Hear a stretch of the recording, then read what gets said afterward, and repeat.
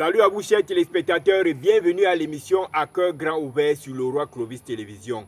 L'occasion idoine pour tout le monde de raconter sa part de vérité.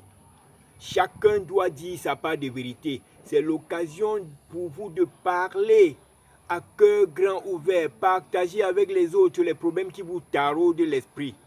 Vous pouvez m'envoyer le voice par WhatsApp pour raconter votre histoire au 6 82 43 75 76. Envoyez-moi votre histoire par WhatsApp et le monde entier sera au courant. On n'est pas obligé de savoir qui vous êtes, mais vous partagez vos histoires avec les autres. Vous êtes déjà abonné sur cette chaîne? Tu es abonné? Abonne-toi tout de suite, sinon tu vas beaucoup rater. Nous allons tout de suite lire l'histoire de Stella Mbakop. Stella Mbakop nous a envoyé l'histoire. Elle dit être une des victimes de ce plus grand prédateur sexuel de l'histoire qui défait la chronique en ce moment. Donc, apparemment, Stella était aussi tombée dans son piège.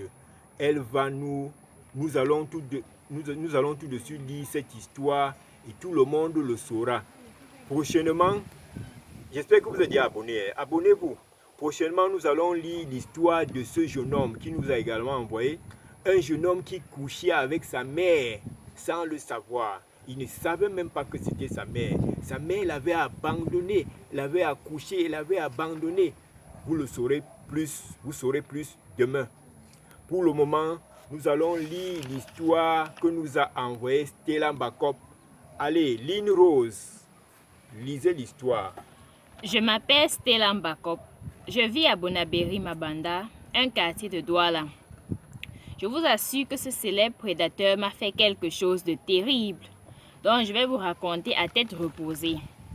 Je demande au roi Clovis du Cameroun de programmer un direct sur le Roi Clovis Télévision pour que je déballe toute la vérité. Voilà, justement, nous allons programmer ce direct ce mercredi à 16h, top pile. Tout le monde doit être connecté pour écouter sa part de vérité. Continuez la lecture. Pour le moment, je vous raconte ce qui m'était arrivé après, car j'avais fui Douala pour aller me cacher à Baganté. Arrivé là-bas, j'ai fait le test de grossesse. C'était négatif, heureusement pour moi. 2 mois après, j'ai fait la rencontre d'un charmant homme qui m'aimait beaucoup. Après un moment, je suis tombée enceinte de lui. Je vous rappelle que nous avons entretenu des rapports sexuels pendant au moins 3 mois avant que je suis tombée enceinte. Et c'était le seul homme dans ma vie, car je ne suis pas le genre qui couche avec plusieurs hommes à la fois là. Je suis une femme qui ne badine pas avec ses principes et ses convictions. J'ai été surprise de sa réaction et quand je lui ai dit que je suis enceinte de lui. Il m'a dit avec assurance déconcertante qu'il ne peut pas être l'auteur de ma grossesse. Mais malgré cela, il continuait à m'aimer jusqu'aux environs de 8 mois de grossesse, quand il m'annonça qu'il est légalement marié avec une femme à Douala et qu'il était venu à Baganté pour une construction des hôtels appartenant à une élite de la localité. Quand j'ai pensé à ce qu'une femme m'avait fait, une femme dont le mari courait après moi, j'ai quitté Baganté sans laisser les traces. Arrivé à Douala, je fréquentais une église catholique de Mabanda où j'ai rencontré une certaine maman Crescence qui était membre du groupe de la chorale comme moi. Elle était particulièrement attentionnée envers moi. C'est pourquoi nous sommes devenus de bonnes amies. Elle me soutenait beaucoup financièrement pour ma grossesse. J'ai accouché et elle s'occupait du bébé, même plus que mes parents. Elle venait chez nous et nous allions aussi chez elle. Jusqu'au jour où je suis arrivée chez elle, j'ai vu assis sur son canapé le père de mon enfant que j'avais fui à Baganté.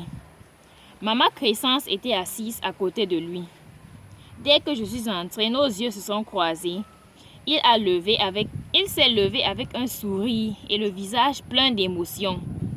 Quand il a constaté que l'enfant que je portais dans mes bras était son portrait craché, il a commencé à pleurer. Je ne comprenais pas ce qui se passait. Pourquoi était-il là? Comment avait-il fait pour me retrouver à Douala. Je me disais que c'est Maman Crescence qui avait monté le coup, mais à la regarder, je voyais aussi l'étonnement dans ses yeux. Quand il s'approchait de moi, voulant prendre l'enfant, j'ai refusé et je lui ai posé la question de savoir ce qu'il faisait dans cette maison. Il s'est étonné en me demandant « Tu as fait des recherches jusqu'à savoir où se trouve ma maison et à présent tu me poses quelles questions comme ça ?» J'ai dit « Comment ça ta maison? C'est ta maison ici. » Et j'ai poursuivi en disant « Maman Crescence, tu peux me dire ce qui se passe? Tu peux me dire ce que tu es en train de manigancer? » Et Maman Crescence répond en disant « Je dis, vous deux là, vous jouez à quoi? Vous vous connaissez où? Tu débarques chez moi et tu commences à parler à mon mari n'importe comment. » J'ai demandé « Comment ça ton mari? » Mon Dieu, dis-moi que ce que j'entends là n'est pas vrai. Dis-moi que je suis en train de rêver et que je vais bientôt me réveiller.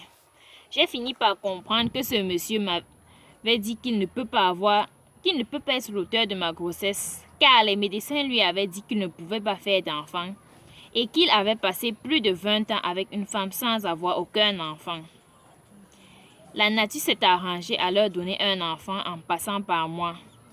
C'est comme si tout était planifié pour cet enfant, pour que cet enfant ne s'éloigne pas d'eux. J'avais envie de m'éloigner d'eux, mais le lien entre Maman Crescence et moi ne permettait pas que je m'éloigne comme ça.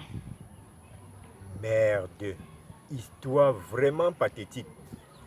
Chers téléspectateurs, comme je vous le disais, nous allons programmer un direct pour qu'elle dise tout de ce prédateur sexuel qui défait la chronique en ce moment. Ce mercredi, à quelle heure? 16h. Tout le monde doit être connecté sur le Roi Clovis Télévision. En passant, abonne-toi pour ne rien rater.